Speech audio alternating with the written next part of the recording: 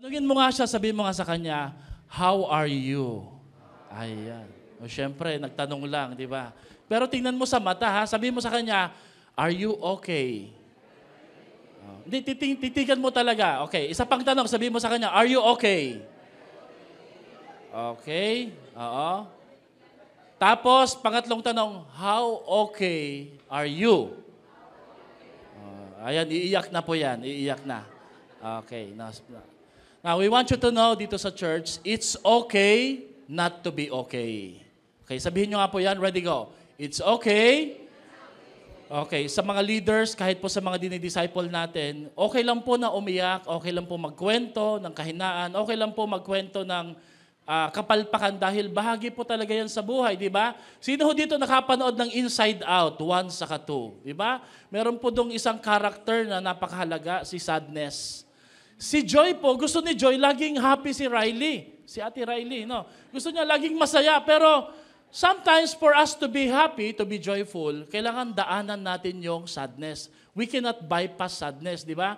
Hindi natin pwedeng shortcutin lang, hindi natin pwedeng sabihin sa katabi, tumigil ka nga sa kakaiyak, may Diyos ka, di ba? Ano naman kung may Diyos, di ba? Si Lord nga, di ba, sabi sa Bible, Jesus wept. Kaya sabihin mo nga sa katabi mo, pwede kang umiyak sa akin. Ayan. Ayan. Kaya iiyak mo na, di ba? Sabihin mo, mamaya wala akong pang-lunch, kaya... Okay, we're going to read Matthew chapter 6, verse 24 to 34. Pangatlong installment po ng ating topic na following God's financial plan. By the way, gusto ko pong palakpakan natin ang bawat isa. Amen? Maging ang ating Panginoon sa kanyang kabutihan sa ating mga buhay. Matthew chapter 6, verse 24 to 34, part of the Sermon of the Mount ng ating Panginoon. Sabay-sabay tayo magbasa, ready, go. Walang aliping makapaglilingkod sa dalawang Panginoon, sapagkat kapupuutan niya ang isa at iibigin ang ikalawa. Paglilingkuran ng tapat ang isa at hahamakin ang ikalawa. Hindi ninyo paglingkuran ng pareho ang Diyos at ang kayamanan. Kaya't sinasabi ko sa inyo, malakas, huwag kayong mabalisa tungkol sa inyong kakainin at ng inumin upang kayo'y mabuhay o kaya'y tungkol sa inyong susuotin ng inyong katawan. Hindi ba't ang buhay ay higit na mahalaga kaysa pagkain at ang katawan kaysa sa damit? Masdan ninyo ang mga ibon, hindi sila nagtatanim ni umaani, o kaya'y nagtitipon sa kamalig, ngunit pinapakain sila ng inyong Ama na nasa langit. Hindi ba't higit kayong mahalaga kaysa sa mga ibon? Sino sa inyo makapagpapahaba na kanyang buhay ng kahit isang oras sa pamamagitan ng kanyang pagkabalisa? At bakit kayo nababalisa tungkol sa pananamit? Isipin ninyo kung paano tumutubo ang mga bulaklak sa parang. Hindi sila nagtatrabaho ni gumagawa ng damit. Ngunit sinasabi ko sa inyo, kahit si Solomon sa kanyang karangyaan ay hindi nakapagdamit ng singganda ng isa sa mga bulaklak na ito. Kung dinadamitan ng Diyos ang damo sa parang na buhay ngayon at kinabukasan ay iginagatong sa kalan, kayo pa kaya kay liit ng inyong pananampalataya sa Kanya. Kaya't huwag kayong mag-alala nang baka kayo kapusin sa pagkain, inumin o damit. Hindi ba't ang mga hintil ang nababahala tungkol sa mga bagay na ito? Alam na ng inyong Ama na nasa langit na kailangan ninyo ang lahat ng ito. Everybody say Amen. Verse 33, ngunit ang kaharian ng Diyos at ang pamumuhay ng ayon sa kanyang kalooban at ibibigay niya sa inyo ang lahat ng mga bagay na ito. Kaya huwag ninyong alalahanin ang bukas, sapagat ang bukas ang mag-aalala sa sarili niya. Sapat na ang inyong suliranin sa bawat araw. Turn to your seatmate and say, don't worry. Be faithful. Isa pa po, don't worry. Be faithful. Last na po ito, sabi mo sa kanya, seryoso ako, don't worry. Be faithful. Let us pray. Lord, lahat ng kabalisahan, lahat ng pagkatakot, pag-aalala, pawiin niyo po. Lalo na po kung ito'y may kinalaman sa pinansyal. Lord, we believe na higit pa sa pagiging espiritual, mahalaga din po sa inyo na kami nahahakain. Kami po'y dinaramtan, kami po'y nakaiinom, at kami po ay nakakapagpatuloy sa buhay. Lord, pasensya na po kayo kung may mga time, mas inuuna naming hanapin ang mga bagay na kailangan namin kesa sa Diyos na may kakayahang magkaloob ng mga bagay na ito.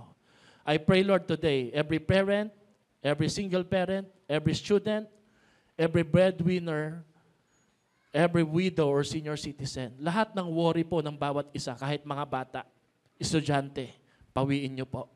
At tulungan niyo kaming ipagkatiwala at isuko ito sa inyo, knowing na ang Diyos namin alam na ang aming kailangan. Subalit, tulungan niyo po kaming unahin kayo at ang iyong paghahari sa aming mga buhay. And all these things shall be added unto us. We claim this. In Jesus' name we pray. Lahat ay magsabi ng Amen. Palakpakan natin si Lord. Let's all be seated. Makakaupo na po tayo. Good morning po sa ating lahat. Ngayong umaga na to ay we're going to talk about, by the way, welcome po muna sa bawat isa. Welcome ha. Maraming salamat po sa inyong pagparito.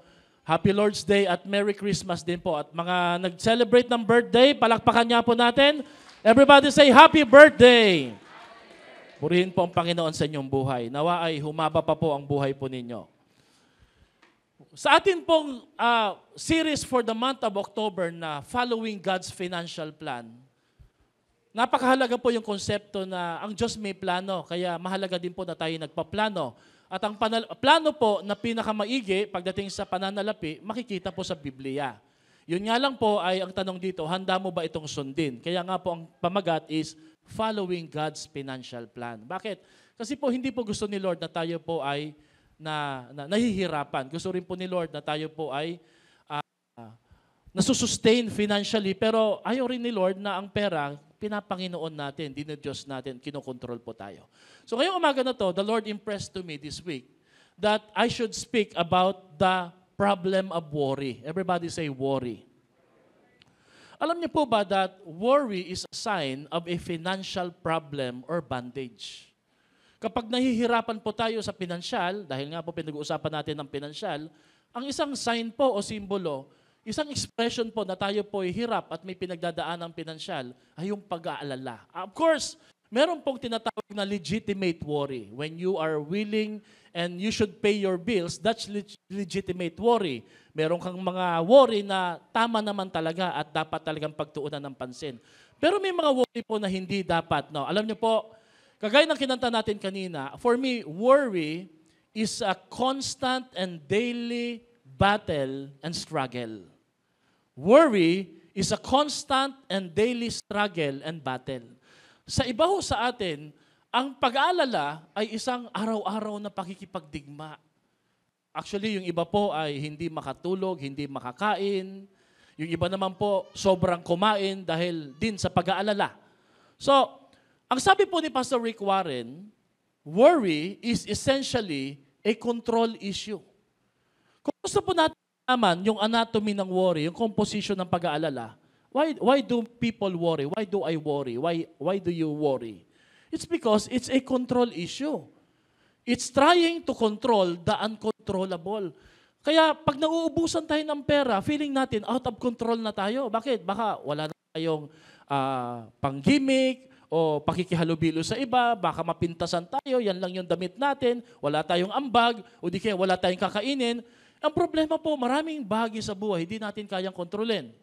We can control the economy, so we worry about the economy.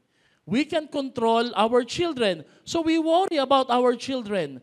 We can control the future, so we worry about the future. Kaya po, pag gusto ho nating laging maging in control, ang iisipin po natin, ang magkaroon ng maraming pera is a security. But actually, it's a false security.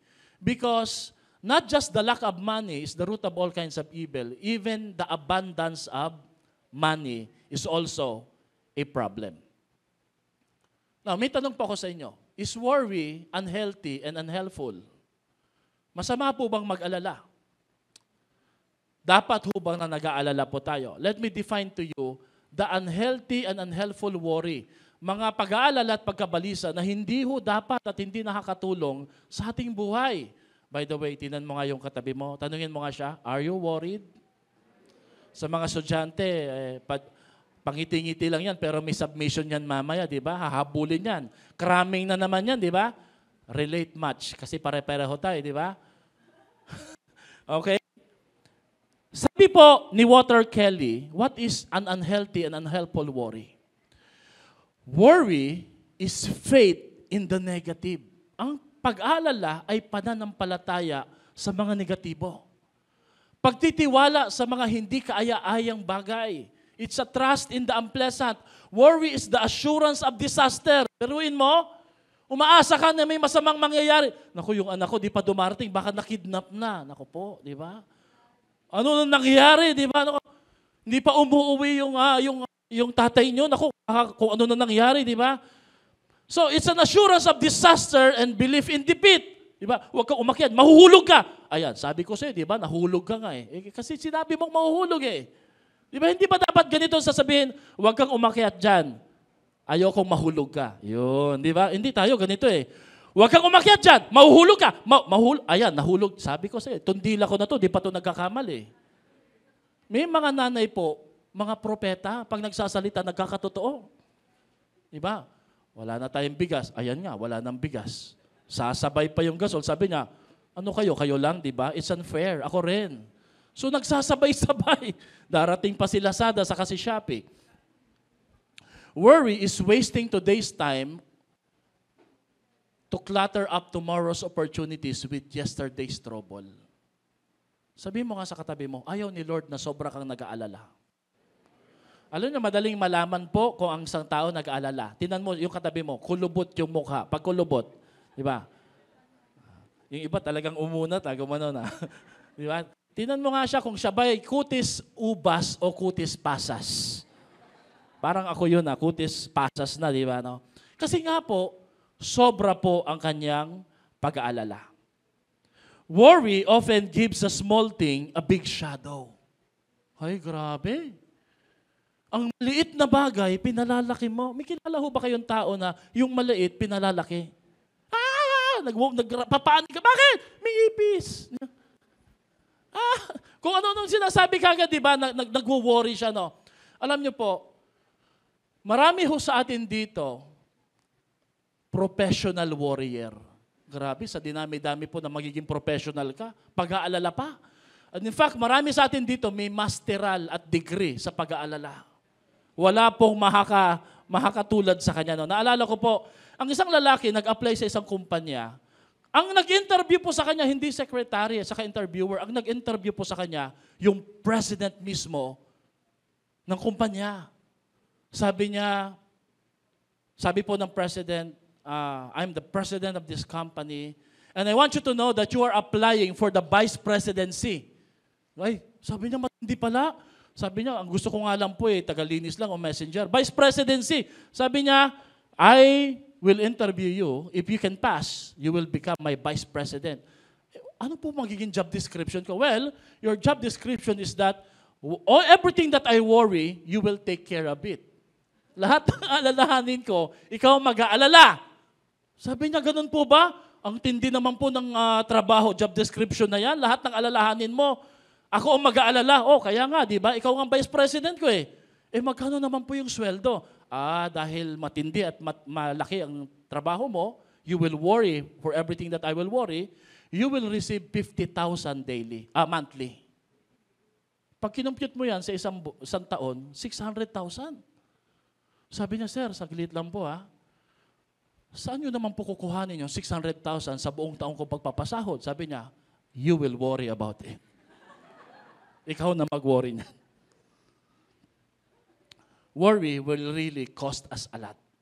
Worry will give a small thing a big shadow. Isa pa pong kwento, just to lighten up the mood, no? Sino dito merong misis po na konting kaluskos lang? Yung tulog na kayo, biglang bumangon ka, parang may tao. Parang, baba ka, di ba? Matulog na nga tayo eh. Hindi, check mo nga. Na-check mo na ba doon? Na-check ko na, nakasampung check na ako eh. Pipicturan ko, papanigurado. Meron kasing isang asawang babae. Hindi makatulog, talagang mulat na yung mata sa sobrang laki na ng eye bag. Sabi niya, may magnanakaw talaga eh. Sabi po ng mister, wala nga, matulog na tayo. Parang awa mo na. Hindi may magnanakaw talaga sa baba. Sabi niya, wala talaga, napatunayan ko na yan eh. Paulit-ulit na lang. Di na nakatis yung lalaki, bumaba siya. Sige na nga. Pagbaba po niya, Nakita po talaga niya, totoo nga may magnanakaw. Sa kauna-unahang pagkakataon, totoong may magnanakaw nga. Imbis na matakot ang sabi ng mister, hello magnanakaw, welcome to our house. Pwede po bang umakyat kayo sa kwarto namin? Matagal na po kayong inaabangan ng misis ko, 10 taon na. Because for 10 years, si misis, 10 taon na nag-aalala, baka may magnanakaw. Sabi mo nga sa katabi mo, sige ka, yung mga pinagkakaalalahan mo, magkakatotoo. Ayaw po nating mangyari yan. Bakit talaga that we will live a worry-free life? Because worry keeps us from fulfilling the kingdom purposes to which God has called us. Alam niyo po, pag sobra ka sa trabaho, mapupuno ka rin ng pag-aalala kasi lalaki yung responsibilidad mo. Wala kang time sa family mo. Somebody will take care of your family, even your health. Marami kang mapapabayaan at hindi ka magiging masaya sa buhay. Kaya nga po yung binasang verse kanina, seek first the kingdom of God and His righteousness, and all these things shall be added unto you. Kaya alam nyo, yung katabi mo na inuna si Lord ngayong araw ng linggo, hindi yan nag-aalala bakit si Lord nang bahalang mag-alala para sa Kanya. Amen? Diba? Kasi nga po, inuna niya ang ating Diyos sa ating mga buhay. In life, we have a choice. Ang maging warrior or worshiper or maging warrior. Pipili ka lang kung ikaw ba'y magiging tagasamba ni Lord o magiging tagapag-alala at tagabuhat ng buhay at ng mundo. Because you can't do both. Hindi ka pwedeng sumamba na nag-aalala. Hindi ka rin pwedeng mag-aalala at sumasamba. Isa lang ang pwede mong gawin sa buhay Ang sumamba kay Lord at maging mandirigma sa kabila ng mga problema sa buhay o ang malugmok sa lubusang pag-aalala. Dalawang uri ng pag-aalala. We worry because we are empty. Marami ho sa atin yan, di ba? Madalas tayong mag-worry kasi wala talaga Yung sabi mo ng iba, Pastor, kahit baliktarin mo na ako, walang mahuhulog. Pangalawa, we worry because we have plenty. Matinding problema din po iyon. Because ang worry kasi ay hindi po problema ng kawalang pera. Problema din po ito ng sobrang pera. Because worry is not just a money issue. Worry is a heart issue. Worry is a contentment issue. So let me propose, mga kapatid. Don't worry, be faithful. Kung matututunan mong maging matapat kay Lord, kagaya ng ginagawa mo linggo-linggo na pumupunta ka sa pagsamba, that's faithfulness o katapatan. Unti-unting mabubura at manghihina ang pag-aalala sa buhay mo. Why? Because worry is a master. Ang pag-aalala po ay isang amo o isang Panginoon na nangunguna sa buhay mo at pinapakilos ka ayon sa kagustuhan niya. Pero pag inuna mo ang Diyos at naging matapat ka sa Kanya, unti-unting manghihina at mamamatay ang Panginoon ng pag-aalala. Sino ho dito ngayong umaga na ito gustong patayin ang Panginoon ng pag-aalala? Amen. So, don't worry, be faithful. Everybody, can you say it to your seatmate? Ready, go. Don't worry, be faithful. So, tatlo po ang ating outline ngayong umaga na ito. Number one, we're going to talk about the source of our worry. Ba't nga ba tayo nag-aalala? Bakit nga ba ang tao nag-aalala? Saan ba nagmumula ang pag-aalala? Now, sabi ng iba, Pastor, dahil walang pera, walang trabaho, dahil mahirap ang buhay, ang ekonomiya, magulo ang ating gobyerno, nag-aawa yung president sa vice president, may ipapatanggal sa hukay, itatapon sa West Philippine Sea, o kung ano pa man, may mga nawawalang pera, ganyan, may kakandidato, sinamahan pa ni Diwata Pares, kuhang-kuha niya talaga ang inis ko. No? Nababasa ko lang po. Kuhang-kuha mo yung inis ko, di ba? So, marami pong source ng worry, pero mga kapatid, let me propose, isa lang ang source ng worry. At nasa verse, nasa Bible. You know, the Bible speaks about every problem that we face right now and will be facing right in our life now. Sabi sa Matthew 6:24, ang source ng worry is, ito. Basahin nga po natin na malakas. Walang aliping, lakasan natin, walang aliping sa dalawang Panginoon sapagkat At iibigin ang paglilingkuran ng tapat ang isa at hindi ninyo maaring.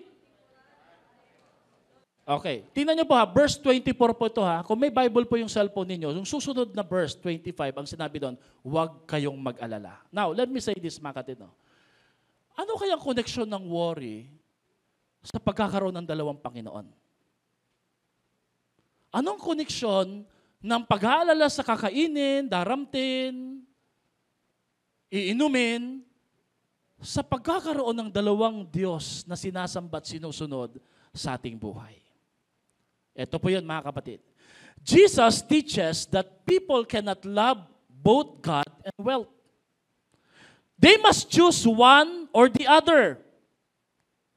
Ibig sabihin mga kapatid, somehow, some way, hindi man natin inaamin, hindi man natin sinasambit o pinapakita, ang sobrang pag-aalala, ang punot dulo talaga nito at ang ugat nito ay ang pagmamahal at pagsandal sa katiyakan na pag marami kang pera, hindi ka na mag-aalala. Sabi ko sa inyo, no, it's not the money that we love, it's what money can buy that we love. Hindi naman yung pera eh. Kaya pwede ngayong umaga na to, sinasabi mo, hindi, pastor ha, hindi ko po dinidiyos ang pera eh. No. Lahat po tayo dito guilty. As in lahat po. Dahil ang pagkakaroon po ng pera o salapi, somehow, some way, gives us a false security na tingin po natin, okay na tayo, secured na po tayo. Kaya nga po, ang hinihilan tulad ng Panginoon na kanyang sarili na hindi dapat sambahin, ay ang mamon. Hindi po yung monde ha. Paborito ni Axel yun eh. Kundi po yung kayamanan o pera. Now imagine nyo po na nung panahon ni Jesus, 2,000 years ago, wala pa hong gadget nun, wala pang pressure na may bibilhin silang iPhone 16 o ganito. Wala pa pong mga commercial o advertisement, pero during their time, problema na po ang pag-aalala. Problema. Naniniwala po ba kayo na noon pa man problema ng pag-aalala?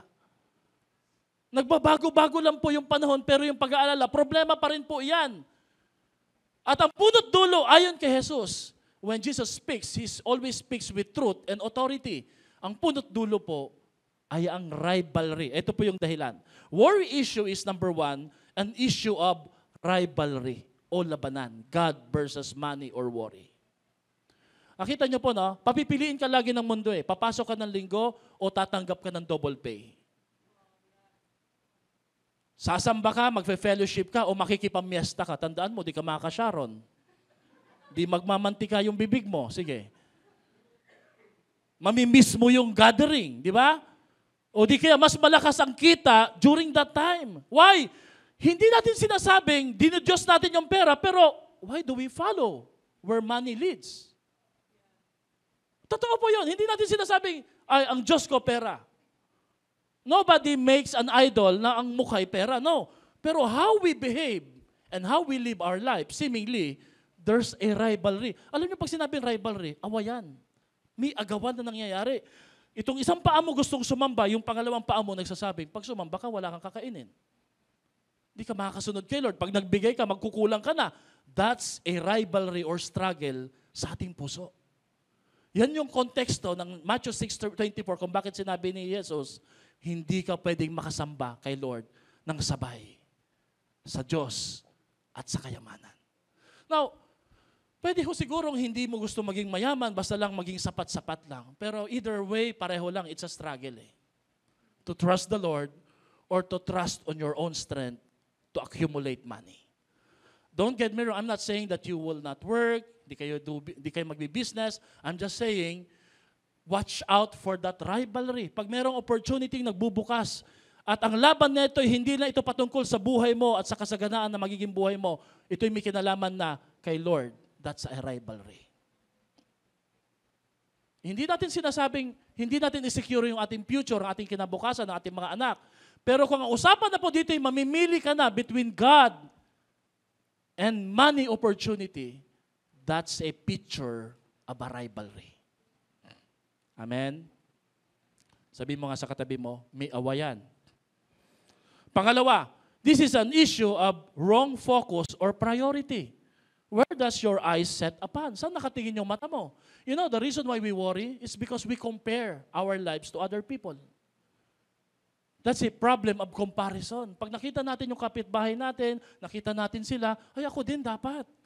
Well, hindi natin sinasabing dapat magkaroon tayo ng ganyan, ng bulgaran, pero deep inside our heart, worry starts to work sa ating puso. Hindi mo ba alam, nalulugi ka, kakasunod kay Lord, kakasamba? Imagine mo yung hours na inupo mo sa pagsamba kay Lord. Kung trinabaho mo yan, ay magkano nang nakuha mo? Sinasabi mo sa isip mo, sapat naman eh, pero pwede ka pang kumita. That's an issue of wrong focus. Kaya dapat po, hindi ho tayo laging tumitingin eh. Bakit? Because our economy is built on advertisement. Kahit sa mga billboard, nakalagay ho doon yung mga produkto na dapat nating bilhin. Pangatlo, it's an issue of sufficiency. When we worry, is an issue of, is God enough or not? Sapat ba ang Diyos? Natanungin ko po kayo, sapat ba ang Diyos sa buhay natin o hindi? Wala ho kahit isa sa atin dito makakapagsabing hindi sapat si Lord. Kasi po, the fact na buhay ka ngayon, isang patunay na sapat si Lord sa buhay mo. Amen ba? Pwede ba natin palakpakan ng ating Panginoon? Pangatlo at panghuli is an issue of heart or sympathy. Ano ang simpatya ng puso natin? Actually po, the heart of the matter is the matter of the heart. Napalitaan niyo po ba yung nangyari sa Mexico, Pampanga? Yung kalunos-lunos at karumal-dumal, kaawa-awang nangyari sa mag-asawang online seller na pinapatay ng kanyang kumpare na may pinagkakautangan na 13 million pesos. Ang buhay po nila ang halaga ay 900,000 pesos lang. Nakabili ng mga motor, ang mga killer. And thank God, nahuli po sila at nakiramay pa po yung kumpare doon sa lamay. At inaanak pa po niya yung bata na nakasurvive mismo sa pick-up. When they got out from the SM Pampanga, pagpasok ho nila, dahil Mexico na ho yun eh. Si Inabangan, alam nilang may cause of traffic po talaga doon. And it becomes a modus. Mayroon pa silang pinagkakautangan sa may Nueva Ecija. At according to the killer, ang plano nila, ganun din ang gagawin. I think 37 million yata o more than po ang utang naman nila po doon. Sabihin ko po sa inyo, baguhin mo lang ng konti yung lifestyle mo. Kahit mukhang parang nakakasabay ka, it will cause a lot of worry sa buhay natin. Sabihin mo nga sa katabi mo, iba pa rin yung simple lang. Mapayapa, tahimik, maayos. Nakangingiti tayo. Wala tayong iniisip. Amen? Hindi tayo kailangan mag-overtime na matindi para magtrabaho. Hindi natin kailangan iwanan yung pamilya natin. Hindi natin kailangan lumiban sa church para sumamba kay Lord. Bakit? Dahil sapat at sakto lang po ang ibinibigay ng Panginoon sa atin. Hindi tayo dapat mag-alala sa buhay. Hindi natin kailangang yumaman para maging masama at masagwa ang ugali para makasabay lang sa iba. Ang mahalaga po ay sakto lang po ang meron po tayo. Amen po ba doon? Why can't we serve two masters? Because your true master is the one you love. Totoo po yun, di ba? Kahit po yung asawa mo, pag sobrang minahal mo yan, dinyos mo yan, yan yung master mo. Sunod-sunurang, opo, opo. Kahit gabi na, opo. Uy, tulugan na, opo. Wala na kang pinapagawa eh, nag-uupo pa rin eh. Magiging Diyos po ang pera, ang magiging asawa. Tama po? Your true master is the one you love. God cannot coexist with a second master because He is one and only. If we establish the other master in our life, such as money, selfish ambition, relationship, then it means we will end up hating God. Uy, yan kasi sila eh. Nag-church sa mga yan eh. Sobra kasing padati ko, sobrang religyoso. All of a sudden, dati kang devoted kay Lord, naging kontra ka na. Puros Bible study mga yan. Kala mo naman, mga matutuwid, di ba? Wala naman nagsasabing matuwid tayo, di ba? All of a sudden, yung dating kampi ka, nagiging kontra ka na. Why? Hindi mo mapanindigan na gawin uli yung ginagawa mo dati at ginagawa na nila ngayon. That's the anatomy of how worry works sa puso po natin at nagugulo po tayo. Anything becomes a master of our life when it consumes our entire being, time, and desires. Nagiging Diyos-Diyosan po siya. Okay? We become a slave to whatever masters us. Yan po yung totoo yun. Ayon sa Romans 6:16, pag ang katawan natin naging instrumento ng kasalanan o pagkakasala, nagiging alipin tayo ng pagkakasala. Kaya nga po, mahalaga na bantayan, i-guard natin yung heart natin sa mga nagbubukas na pinto sa buhay natin because hindi lahat ng good deal ay God deal. We always say this to our leaders now. Pag may open opportunity, always pray and seek the Lord's will. Why? Hindi porket ang ganda ng offer, si Satan hindi naman mag-o-offer ng pangit eh. Tama? Laging maganda. Kaya minsan po hindi lahat ng maganda, okay. Sabi mo nga sa katabi mo, hindi ikaw ang pinariringgan ni Pastor ha.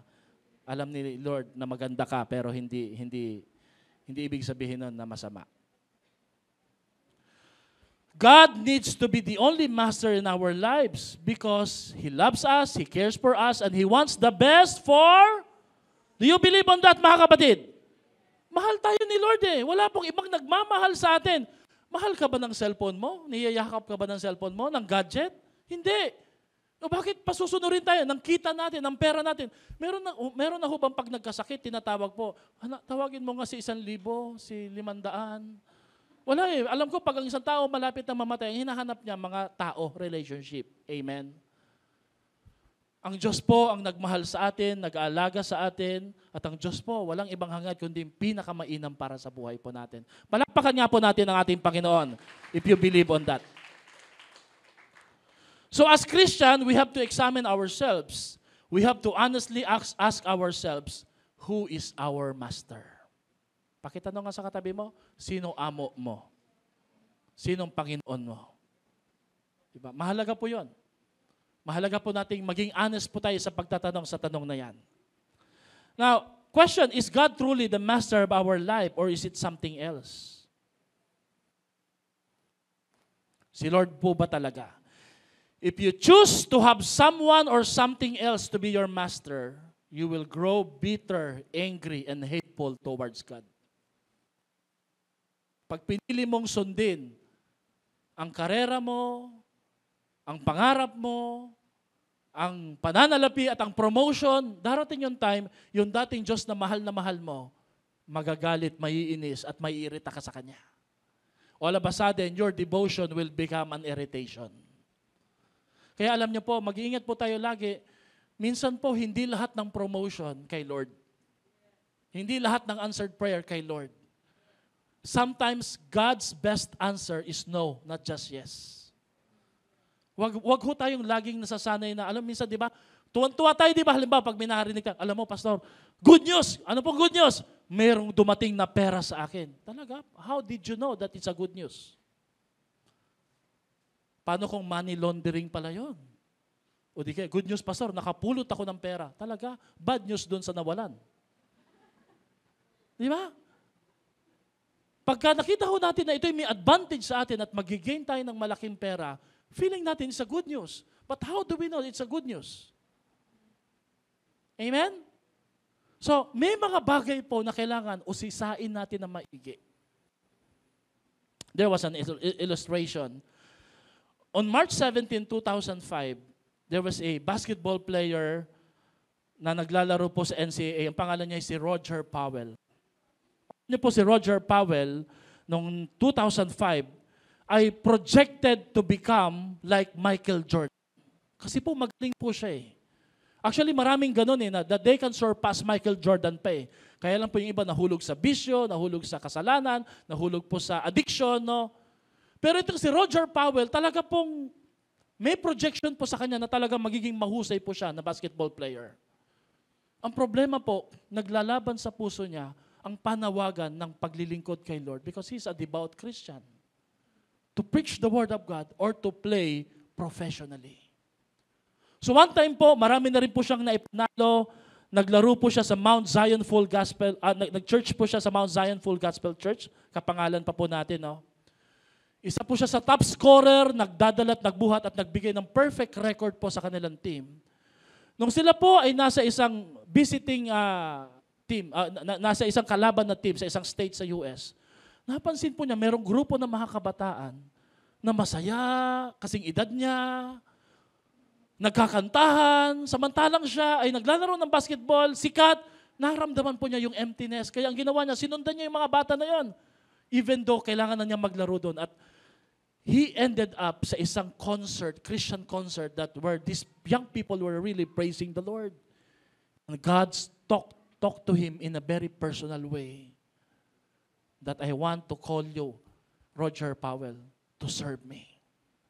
Kaya lang sabi niya, paano yun? Yung isang pa ako, gusto kong yumaman eh. At sumikat, kagaya po nila Michael Jordan. Pero yung isang pa ako naman, ay gustong maglingkod sa Diyos. Pero sabi niya, bakit ganon? Ang daming kamerang nakatutok sa akin, ang daming akong award na natatanggap, pero hindi ko nararamdaman yung totoong kasiyahan. So eventually decided that I will really follow the Lord. Iniwan po niya. There's a basketball player, si A.J. Griffin yata ngayon, di ba? Iniwan po niya yung NBA, yung Houston Rockets, may nakuha na siyang kontrata na millions, iniwan niya. At ang sabi po ng mga basketball player, kahibangan yung ginawa mo. Sabi niya, hindi kahibangan ang maglingkod at maging missionary para i-preach yung gospel sa paikot. Ngayong taon lang po na ito. Pero balik tayo kay Roger Powell. Sabi niya, it was kind of a struggle from my freshman year to junior year. It was back and forth. Bawi dito, sunod kay Lord, balik na naman sa dating buhay. Sabi niya, but once God came into my life and revealed my purpose, I just gave it all to Him and He's been blessing me ever since. Itong taong ito hindi po sikat sa mata natin. Pero sa mata ng Diyos, siya po ay popular. Sa harapan ng langit, siya ay pinapalakpakan. At ang buhay pong ito ay mas kontento pa kumpara sa mga basketball player na sobrang yaman. Pero nasa kamunduhan. What am I saying, mga kapatid? No? Ang worry po ay hindi po problema ng kakulangan ng pera o kadamihan ng pera. Ang worry po ay yung kawalan ng focus at layunin sa ating mga buhay. If God is served, He will be a master. If the devil is served, it will not be long before he will be a master. Kapag naglingkod ka sa Diyos, ang Diyos ang magiging Panginoon mo. Pero pag naglingkod ka sa mundo, hindi man ang demonyo ang pinaglilingkuran mo, darating ang panahon, ang demonyo ang maghahari sa buhay mo. Kaya kailangan kang mamili ngayon. That, my friend, is the source of worry. Number 2, what are the sins of worry? Pangatlong S, ano ang mga kasalanan ng pag-aalala? Bakit mali ang pag-aalala? Tanungin mo ang katabi mo, mali po bang mag-alala? Sobrang pag-aalala. Yung buhay mo nakokontrol na ng pag-aalala. Okay? Nandito ka sa church pero parang wala ka. Bakit nag-aalala ka? So what are the sins of worry? 1, worry is sinful because it's unreasonable. Verse 25, kaya sinasabi ko sa inyo, huwag kayong mabalisa tungkol sa inyong kakainin upang kayo'y mabuhay o kayo tungkol sa inyong susuotin sa inyong katawan. Jesus is saying that our outfit, dress, passion, even our food, even our life, it will not last forever. So, if it's not going to last, don't worry about it. Kung hindi magtatagal, bakit doon ka nakatuon? Bakit doon ka nakafocus kung hindi pala magtatagal at hindi naman pala ito madadala sa ating kamatayan? To worry about something you can change is stupid. To worry about something you can change is useless. Either way, it's unreasonable to worry. So napansin niyo po, very basic lang po ang pangailangan nila dito eh. Naging cost na ho ito para mabago ang kanilang buhay at maging kanilang pananampalataya, nalayo po sila sa Diyos. So it's unreasonable. Ibig sabihin po, walang rason po na pwedeng maglagay ng dahilan para sabihin hindi ka na makasasamba at makasusunod kay Lord at gumawa ng tama dahil marami kang alalahanin. Pangalawa, it's unnatural. Ginamitan pa nga ni Lord ng illustration sa nature eh. Mga ibon, verse 26, sabay-sabay natin basahin. Masdan ninyo mga ibon, hindi sila nagtatanim ni umaaniman o kaya nagtitipon sa kamalig, ngunit pinapakain sila ng inyong Ama na nasa langit. Hindi ba't higit kayong mahalaga kaysa sa mga ibon? May nakita na po ba kayong tricycle driver na ibon? Ibon toda. Nakalagay, di ba? O di kaya magsasakang ibon. Wala pa, di ba? Wala hong ibon po na nagtatrabaho. Just like how we work hard right now, no? Pero si Lord, pinapakain niya yung mga ibon. Sino mas mahalaga? Ikaw o yung ibon? O yung ibon po mahalaga sa'yo? Hindi, mahalaga ka sa ibon. Amen? Yung ibon, tuturuan pala magsalita, ikaw madaldal ka na. Amen? Hindi ka nga mapigilan eh. Yung ibon eh, limited lang yung ituturo sa kanila eh. Pero ikaw, ang dami mong sinasabi. There's only one thing in all of God's creation that worries. And who is that? Human beings. Nakakalungkot, no? Sa lahat ng nilikha ni Lord, wala pa akong nakitang ibon na nakahalukip-kip. Nakaganon siya. O di kaya lion. O di kaya buaya, nakaganon, no? Buaya, why are you so sad? I don't know where I will get to. Kung saan ko kukunin yung ikakainin ko, di ba? Unggoy. Wala. Ikaw lang. Sabi mo nga sa katabi mo, ikaw lang. Tayo lang yun. At alam niyo po, higit tayong mas mataas sa mga hayop. Pero grabe, hayop kang mag-alala. Hindi po ako nagmangmura, ha? Ang tindi mo mag-alala, di ba? We're the only thing in all of God's creation that worries a lot, professionally pa. At ang alam niyo, ang worry, complain against God, hindi ka tapat. Alam niyo, pag nagwo-worry po, ang pamilya sa naririnig po ng lalaki, ang lalaki hindi madaldal yan eh. Pero sensitive yan, naririnig yung reklamo ng, ano ba naman, wala dito, yung laba ko. Sabi ng asawa, magtatrabaho ako para mapiglahan ko to ng washing machine. Hindi yan magsasalita. Amen ba? Totoo ba mga lalaki? O wala lang kayong ginagawa? Yan mo yan, magsasalita lang yan, di ba? Kasi naiirita tayo pag meron tayong naririnig na complain. So we do something about, di ba? Ano ba naman to sapatos ko? Hindi naman, kinabukasan, pagising mo, ayan, may sapatos na. Ano ito, ulam mo na to, tuyo na naman, di ba? Kinabukasan, pagising mo, ayan, may sapsap. Tuyo pa rin.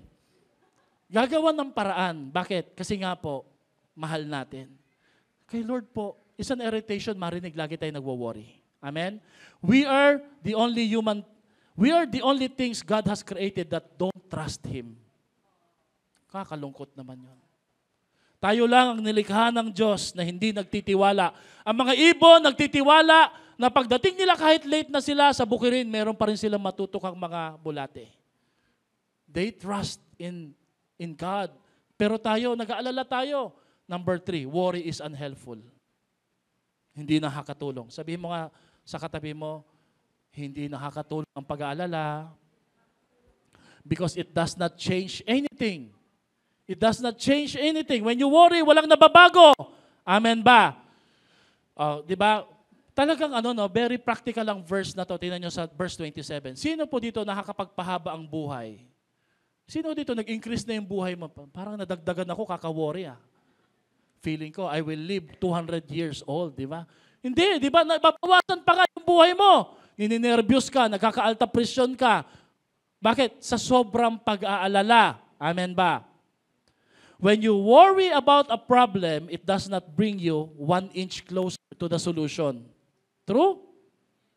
Sige nga, worry ka ng worry sa workplace mo, sa bahay mo, sa trabaho mo.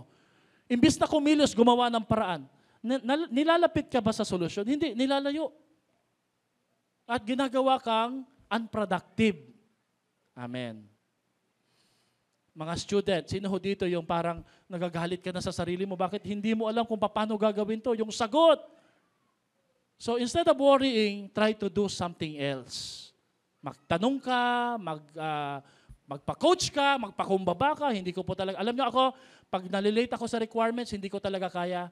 Chat-chat ko na po yung professor ko. Sabihin ko, I'm sorry sir, I'm unprofessional, no excuses, hindi ko po talaga ito kaya. But can you give me another chance to pass this?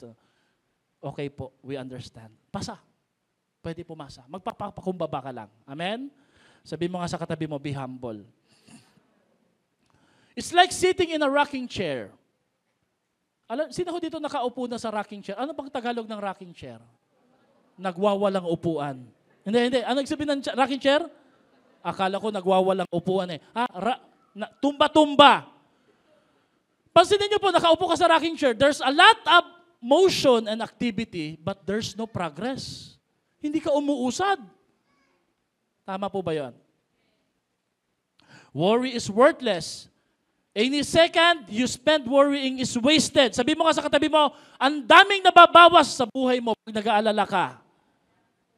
Because worry can't accomplish anything. Worry can change the past, it can control the future. Hindi niya makukontrol ang kinabukasan. Akala mo pag nag-worry ka sa gabi, di ka natulog, naayos kinabukasan? No. Walang naayos. Kaya para sa akin po, yung mga masandal lang nakakatulog, yan yung mga hindi masyado nag-aalala. Di ba? Yung kausap mo lang ngayon, honey, tulog na kagad, di ba? Kausap lang kanina, kasabayan lang, biglang nawala na eh. Pumaten kami ng camp, ang dami naghihilig, parang chorus choir. Sabi ko, malapit ba tayo sa LRT? Sabi ko, umuugong kasi. Hindi, mga naghihilik yun. Meron pong isang naghilik na akala ko malalagutan ng hilik. Inantay namin. Sabi ko, wala na sumunod. Hala, buhay pa kaya yun? Ganun lang po talaga nagpapabitin. Yun pala, ang kanyang way pala ng paghilik, parang jet plane, airborne.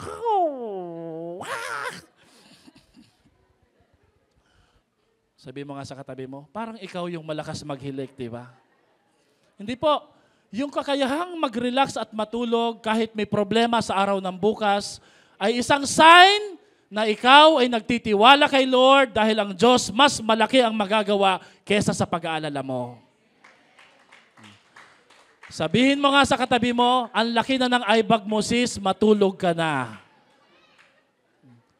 Sabi mo sa kanya, hindi eyebag yan, mata ko talaga yan. Ay, mata mo na pala yan. Nabuo na ang mata. Number 4, worry is unnecessary. Last. Unnecessary. Hindi dapat. Kung dinadamitan ng Diyos ang damo sa parang, ang ginamit po niya dito ang illustration, yung damo.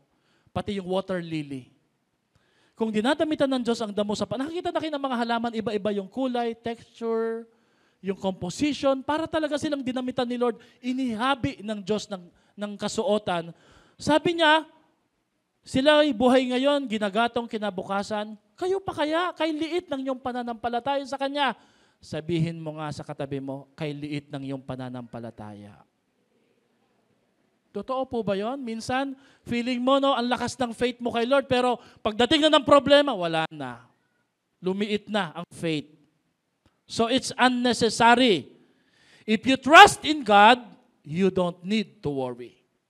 Kung totoo ka talaga nagtitiwala sa Diyos, hindi ka dapat nag-aalala. Bakit po? Because God promised that God will meet all your needs according to the riches in glory in Christ Jesus. Mamaya po, memorize niyo po yung verse na to ha. Sa inyong pagkain, hanggang sa hapon, hanggang sa kinabukasan, mga babaunin. Sino dito nag-aalala sa mga pambaon ng bata? Araw-araw. Minsan po wala nga tuition fee, pero ang mahal naman ng pamasahe. Amen ba? Tama ba? Mga babaunin. Is that a cause of worry or concern? Cause po ba yan? Mga nanay, hello? Cause po ba ng worry yan? Yung baon? Ay, talo namin kayo noon. Kasi kami noon, ikta-iktarya nilalakad namin. Kilometro, tama? Magsisimulang alas 5:30. Naka-ready na yan, di ba?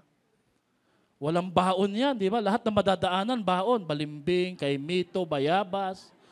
Kaya pagdating doon, parang first fruit festival sa Chusimba. Meron kami nga. Matindi pa po noon, ang pasok, uuwi ka ng tanghali, babalik ka pa sa hapon. Tama po ba? Ngayon po, half day na lang. Amen po ba? Sa sobrang tindi ng technology natin, parang hindi na tayo sanay na nahihirapan. Totoo po ba yan? Minsan po, may mga bagay po talaga na dapat talaga na bigyan ng halaga, pera, o tulungan. Pero may time po talaga na dapat pong turuan din po natin talaga na yung word po na sakripisyo o pagtitiis din. Number 3, last. What are the solution to our worry? So we talk about the source of worry. Pangalawa, we talk about the sins of worry. Panghuli po, ano ang solusyon sa pag-alala?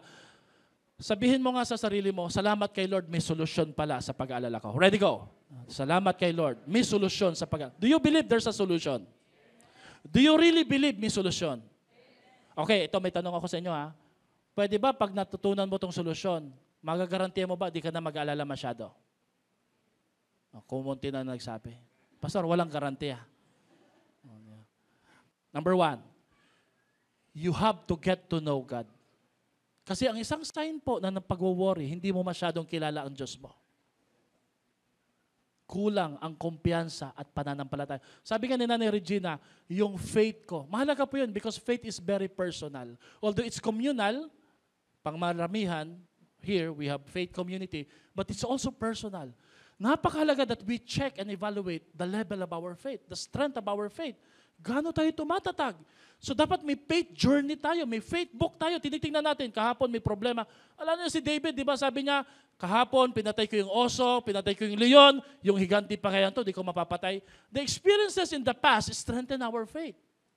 Because it's a faith journey sa buhay po natin. So we get to know God, sabi dito, 31 to 32, pakibasa nga po ng lahat ng kababaihan. Ready go. Kaya't huwag kayong, baka kayo kapusin sa pagkain, inumin o, hindi ba't ang mga hintil ang nababahala tungkol sa mga bagay na ito?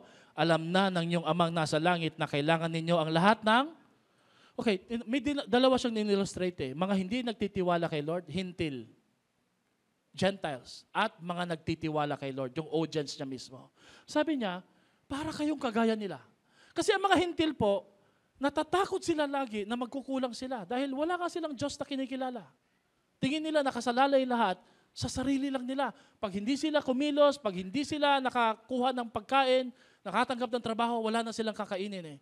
Sabi po ni Matthew, hindi kayo ganun. Anak kayo ng Diyos. Sino po dito naniniwala na anak ka ni Lord? If you don't have a relationship with God, you have every reason to worry.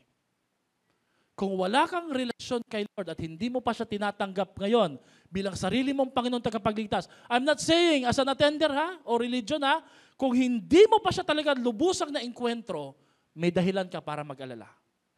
Pero kung talagang nakatanggap mo na siya at nakilala mo na siya ng lubos, hindi ka dapat nag-aalala. Ba't ka nag-aalala? May tatay ka sa langit. Amen? Meron kang sumbungan sa langit. You Heavenly Father who has promised to take care of you. And Jesus is saying to you, you are my child and children get special privileges. Nandyan ba yan? When you worry, God says, you're my child. Why are you acting like an orphan? What's an orphan? Ulilang lubos. We're sorry for using that word, no? Maraming may karanasan sa pagiging ulila. Pero hindi tayo ulila talaga eh. Bakit? May tatay tayo sa langit na nagmamahal sa atin. Palakpakan nga po natin si Lord sa buhay po natin. Amen? Kaya nga kayo nandito dahil sasamba kayo kay Lord eh. Ngayon po, ang pagsamba po ninyo ay ang yung paraan po ng pag-connect kay Lord. So tanggapin ang kinin po natin na tayo anak ng ating Diyos. When you invite God into the front door of your life, worry will goes out at the back door. Pag pinapasok mo ang Diyos sa buhay mo, sa harapan ng buhay mo, lalabas sa likuran mo ang pag-aalala. Naniniwala po ako doon. Do you believe on that, mga kapatid? That when you invite God into the front door of your finances, of your career, of your business, lalabas ang worry. Bakit? Hindi siya Panginoon eh. Walang room ang dalawang Panginoon sa puso ng tao.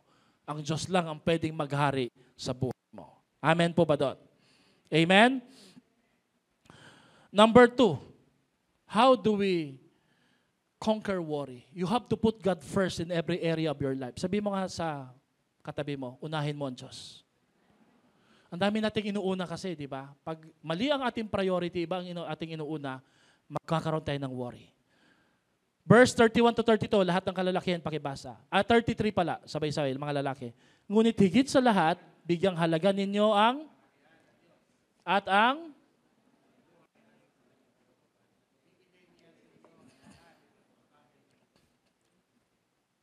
seek first the kingdom of God and His righteousness. And all these things shall be added unto you. Jesus never preaches prosperity. Jesus preaches right priority. Pag sumunod ka kay Lord, you're living a right priority sa buhay. Para na rin prosperity yon. Pagpapala ng ating Panginoon. Anytime you take God out the center of your life, you're putting anything else there, no matter how good it is, and you're going to worry. Pag nilabas mo sa picture si Lord sa buhay mo, even though you're saying that I believe in the Lord, pero hindi siya number one, lahat po ng meron ka ngayon na sinasandalan mo, magkukos sa'yo ng worry. Malaman mo lang, nagka-problema sa bangko, Meron pong online transaction na hindi naging magandang kinalabasan, magwo-worry ka na kagad ngayon kasi hindi si Lord yung sentro ng buhay mo. Putting God first in your life is like making God the center of your life. At alam nyo, pag ang Lord ang sentro ng buhay mo, steady, stable, secure, and safe. Kami po ni Pastora, hindi ho kami nag-aalala sa isa't isa kung maglolokohan ba kami, magkakaroon ba kami ng ibang karelasyon. Why? Laking takot namin hindi sa isa't isa, kay Lord. When your husband has the fear of the Lord, you don't have to worry about kung magloloko siya. Kasi ang laki ng takot niya sa Diyos. Amen? Pag ang mga anak po ninyo mataas ang respeto sa Diyos, hindi kayo dapat matakot na pakawalan sila. Bakit? Ang laki ng takot at pagrespeto nila sa ating Panginoon. Amen po ba doon? Pag tama po ang takot na meron po tayo, ang tindi ng sentro ng buhay natin, hindi mabuhay. Pwede nyo kausapin yung trabaho nyo yun, negosyo at pera. Mula ngayon, ang sentro ng buhay ko, hindi kayo, ang Diyos. Pasusunurin namin kayo sang-ayon sa kalooban ng ating Panginoon. So, whatever you want God to bless in your life, put Him first in that area. That's a big principle. That's a great principle. Anumang bagay na gusto mong pagpalain ng Lord, ilagay mo siya sa sentro doon. At ang Diyos ang magpapala niyan. Now, how do we put God first in our life? Number 1. Nakita niyo po ito, this is an acronym or acrostic po for the word first. Everybody say first. Put God first in your finances. Sa pera, hindi ho dahil natatakot po tayo, no? Pagdating kay Lord, parang kuripot po tayo, galante tayo sa maraming bagay kay Lord, kuripot po tayo. Hindi ho maganda yon. It's a sign po na nagiging Panginoon po natin ang pera. Pangalawa, on our interest. Ako po mahilig sa basketball, pero nung nagkaasawa, nagkapamilya na po ako, naglalaro pa rin pero hindi lagi. Hindi kagaya dati, madaling araw na naghahanap pa kami ng court. Ginigising namin mga barangay tanod, pakiilawan nga po at maglalaro kami. Ngayon hindi na po. Bakit? Meron akong church na hinahandle, meron akong pamilya, may 3 anak, nag-aaral pa po ako. So you give God your hobbies. Hindi porket pwede mong gawin, gagawin mo na. Kailangan ihingi mo ng pahintulot kay Lord. Pwede po ba, Lord? Basta hindi po makakasama. Pangatlo, relationship, give Him your family. Gusto ko pong palakpakan natin yung mga umattend ngayon na kasama ang kanilang family. Why? No family must be left behind. Ano ngayon? Kayo lang ang sasamba, yung mga bata maiiwan sa bahay? Mahirap turuan yung hindi nakakarinig ng salita ng Diyos. Pastor, mukhang hindi interesado. Okay lang po, mukhang hindi interesado. Basta naririnig niya yung Word of God, walang kalaban-laban kay Lord yan. Babaguhin niya ng ating Panginoon. Amen ba? Come on, palakpakan natin si Lord. Pangapat, schedule. Schedule. I-check natin yung schedule natin. Sabihin natin, wala akong time kay Lord. Grabe, ang dami mong time sa iba, pero wala kang time kay Lord. So if you really want God to bless your life, sino dito gusto pang mabuhay bukas? Bigay mo yung schedule kay Lord. And then your troubles, yung problema, wag mong hayaan ang problema po maging hadlang para hindi ka makasunod sa ating Panginoon. Amen ba? You have to honor God with your wealth of finances, time, talent, and family. Alam niyo bang mayaman tayo sa oras? Sa talento? Sa relasyon? Kung hindi man sa pera? Make them work for God. Meron po tayong member, nasa abroad po, sabi niya, Pastor, pag-utusan niyo lang po yung asawa ko, pati mga anak ko, para ho sila kay Lord. That's good. So, nilang mag-serve kay Lord. Napakaganda po nun, di ba? Yung talent po nila ipagamit. Or else, they will work against you. Pag hindi po sila nagamit para kay Lord, gagamitin sila ng diablo laban sa inyo. Mag-aaway-away, magugulo, masisira po ang isa't isa po sa atin. Amen? Number 3 pala, live one day at a time. Ang solution sa worry, kilalanin mo si Lord, unahin mo siya. Pangatlo, mabuhay ka bawat araw. Matthew 6:34, pakibasa natin ng malakas, huwag ninyong alalahanin ang bukas sapagkat ang bukas ang mag-aalala sa sarili niya. Sabihin mo nga, bukas ka na. Bukas na kita alalahanin. Huwag mo munang isipin, hindi mo ma-enjoy ngayon, di ba? Amen? Alam mo, may maniningil bukas, pero bukas na. Bukas na. Bukas na po yun. Di ba? Live one day at a time. If you're worrying about tomorrow, you can't enjoy today. You will miss today's blessing, opportunity to know and serve God. Buriwin mo na kay Lord ka, nakikinig ka ng Word of God. Walang pumapasok, lumalabas lang. Bakit? Iniisip mo yung bukas, bukas, bukas. Sino dito overthinker? Nag-iisip na ng advance mag-isip. It's okay to plan for tomorrow, but you have to live for today. Maganda magplano bukas. Pero mabuhay ka sa araw na to. Huwag kang tumira sa bukas. Ngayon ka muna tumira. Amen? At pang-apat at panghuli, you have to trust God to care. Sino dito naniniwala? Ang Diyos po natin, mahal tayo at mahalaga tayo sa Kanya. He cares for us. 1 Peter 5:7, give all your worries to God, for He cares for you. Pwede mong sabihin kay Lord ngayon kung anong alalahanin mo. Even the details. Lord, ito po yung babayaran ko. Sabihin mo kay Lord. No? Meron po tayong gagawing prayer. Pwede po ba tayong tumayo? And can you just please repeat after me this prayer? Isang panalangin. Sana po mababasa nyo po, no?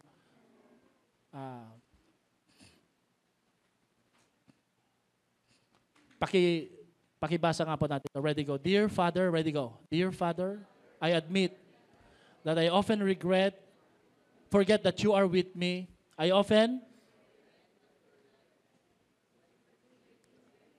would you please forgive me for that? I need you to get to know you better.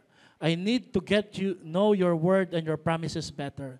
Help me to put you first in every area of my life. Help me to live one day at a time. Help me to not worry about tomorrow, but instead focus on what you're doing in my life right now.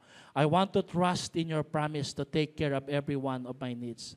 Financial, relational, physical, social, spiritual, and emotional. Sabay-sabay. Help me to trust you more and worry less. In Jesus' name I pray. Everybody say, Amen. Mga kapatid, ang papakita ko po sa inyo na susunod, so that we can pray for it, ay yung plano na po ng church natin. Okay. The Project Nehemiah Floor Plan and Building Drop Perspective, hindi pa ho nahabol yung 3D. No. May picture ba ito ng description? Okay. Ito yung ating front logo. Ito yung pathway. Ito yung kabilang lupa. Ito yung daanan natin. Pinamaximize po namin yung 400 square meter para talaga sumakto. No? Ito ho yung paharap dun sa may nilakaran natin ng parking, kalsada. Okay. Ito yung ground floor. Dito yung parking. Dito ho tayo papasok. Bakit ho hindi dito papasok? Kasi po, mahirap po lumiko. Yung flow po ng mga sasakyan, mahirapan tayo. So dito, papasok. So lahat ng first floor po, yun po yung magsisilbi po nating parking. Motor, kotse. Kaya bawal pong magdala sa church ng truck, hindi magkakasya. Ang second floor po natin, saan ba yung second floor part? No? Ang second floor po, ito by the way, salamin po ito, na may cross na malaki. Nandito yung logo natin. Ang second floor po, ang ating pong worship hall that can accommodate 300 to 350 congregation or members. Amen. Wow. Sarap mangarap, no? Dito po yung rooftop, okay? Dito ho, pwedeng magtampo. Yung mga nagtatampo, paakyatin po natin. Huwag lang tatalon, ha? Okay? At dito po yung ating logo, Building on the Word. Sa third floor po, nandun yung ating mini worship hall, yung encounter room at yung kids church. Para hindi na natin sila nakikita nagdadaan-daan, nagtatakbo-takbo. Nasa taas na sila. At sa taas po, may pantry ho doon. Ano po ba yung pantry? Andun po yung kapihan. Kung may mga gusto mag-life groups, magkakape kayo. And then may mga tinapay. Okay? And then meron pong mga rooms. Okay? At mga offices. And then, ano pa ba? Okay, next slide tayo. Ito yung floor plan. Okay. Wow, ang laki ng floor plan. Talaga makikita, no? Okay. Ito yung ground floor. So we can pray for that, no? Parking po yan. May kitchen po sa parking, may CR po, para po. Pero sa gilid po, may mga hagdanan pataas. Ang second floor naman po natin, nakikita niyo po ba? Ito ho yung main stage. Ito po yung ating upuan. Dito po sa gilid na to, dito po pala muna. Dito po yung mga for breastfeeding section at mga PWD. May salamin na lang po sila. Ayan. Pero para ho kayo makaupo doon, may ID kayo dapat. At card, at booklet. Pag walang booklet po, di namin papasukin. No? Kailangan may ID. Ang arte naman ng church na to, no? Okay, and then may CR, may upuan. Ang ating pong hagdanan, hindi po stairs, kundi yung ramp po para po hindi mahirap umakyat yung mga senior po natin. Ayan. So, ibig sabihin po kahit mataas, hindi po siya halatang mataas talaga. Kung gusto mo mapabilis, magpa-slide ka na lang pa ano. Ang ating pong third floor, ito po yun. So, drawing po ito ni Architect Christian, kapatid po ni Sis Chrissy. Andito po si Chrissy? Okay, mamaya attend po siya. No? Please pray for our church building project po. Amen? Palakpakan niya po natin si Lord. Now, sa November 2nd Sunday, ano ba petsa ng second Saturday ng November, pupunta tayo sa ating church lot, lilinisin po natin yung mga damo po doon. Okay lang po ba? Mga tatay, nag-usap-usap na po tayo, no? 6:00 po ng umaga, okay, may mga merienda ho tayong puprovide doon, tapos meron pong tent, magdala po yung iba ng sopas, lugaw, pansit, hindi pala linis, no? Kainan pala nangyari, no? Budel fight pala, no? Okay, bakit? Tapos panlinis po, para sabay-sabay tayo maglilinis. Hindi natin to papaupa. Lahat tayo maglilinis para lahat tayo magkaroon ng bahagi. Okay po? November 9, sabi mo ka sa katabi mo, November 9, maglilinis tayo sa church. At sa December po, ang ating First Fruit Festival, as we pray for it. By the way, yung message ng First Fruit ay nung Wednesday kay Pastor Jim Ibe. Hanapin niyo po sa ating church account, no? Ay tayo po ay i-dedicate po natin yung ating church lot doon. Magbabaon po tayo ng kapsula, ng simbolismo na talagang dinededicate natin to kay Lord. At maniniwala po tayo na gagawin po, papatayo ni Lord ng ating church building. Palakpakan natin si Lord sa buhay po natin. Sabihin mo nga sa katabi mo, don't worry, be faithful. Isa pa nga po, don't worry, be faithful. Okay. Paakyatin natin sa stage ang ating worship team. As we sing the song, we raise a hallelujah. Alam niyo po, worry is a battle. Kaya kailangan digmain po natin ito ng pagsamba at pagsunod kay Lord. Taas nga po natin yung mga kamay natin. Taas natin to ng dalawang kamay na nakataas. Habang nakapikit po tayo, kapatid, don't worry, be faithful to God, and the Lord will take care of you. Lord, today, we surrender everything to you. We commit everything to you. At ayaw po namin, Lord, na mapuno kami ng pag-aalala, mapigilan kami ng pag-aalala. We believe that when we get to know God, when we put Jesus at the front door of our heart, worry will get out at the back door, Panginoon. Financial, physical, emotional, spiritual, intellectual, lahat pong ito sinusuko po namin sa inyo. At patawarin nyo kami, Lord, kung kami nag-aalala, imbis na nagtitiwala. Right now, pakalmahin yung aming puso. Ang kapayapaan ng Diyos na hindi malirip ang magbabantay sa aming puso at isip sa pamamagitan ni Kristo Jesus na aming Panginoon. Lord, we will fight over worry. We will fight over life's battles. Because in Jesus, we have victory. In Jesus' name we pray. Lahat ay magsabi ng Amen. Come on, palakpakan natin si Lord.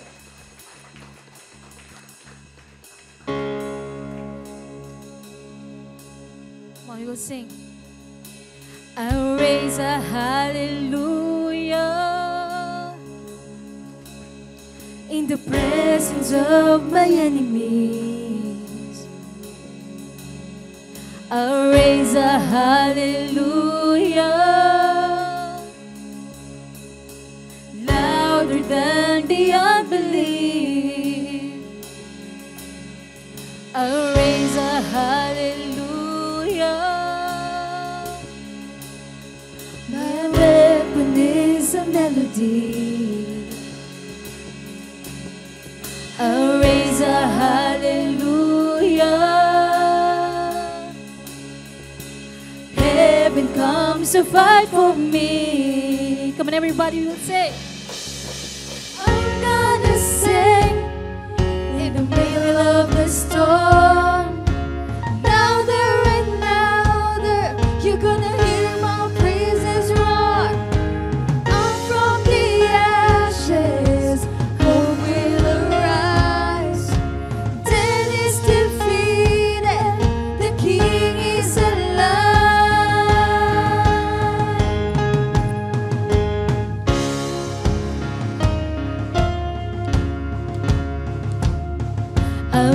raise a hallelujah with everything inside of me. I'll raise a hallelujah. I will watch the darkness flee. I'll raise a hallelujah in the middle of the mystery. I'll raise a hallelujah. Fear you lost your hold on me. I'm gonna sing in the middle of the storm.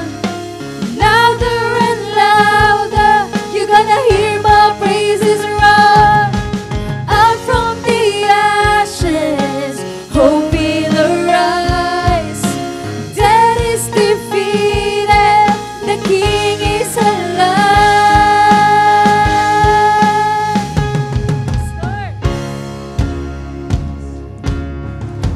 Continue to raise your hallelujah.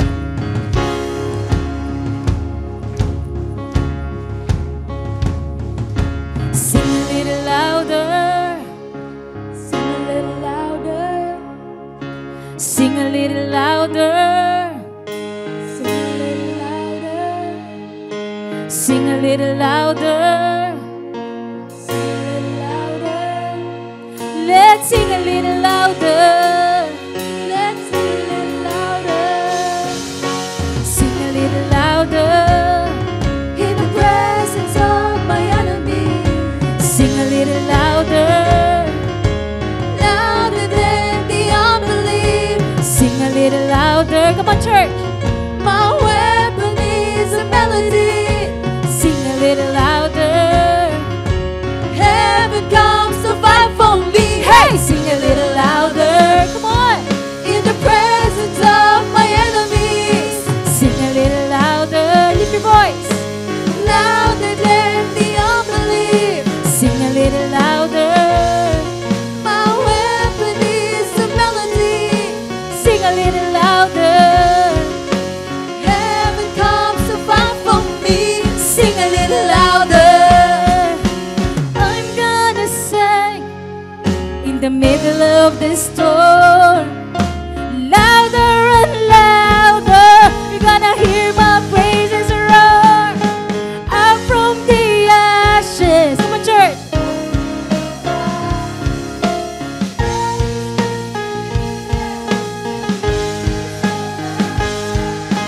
I'm gonna sing in the middle of the storm.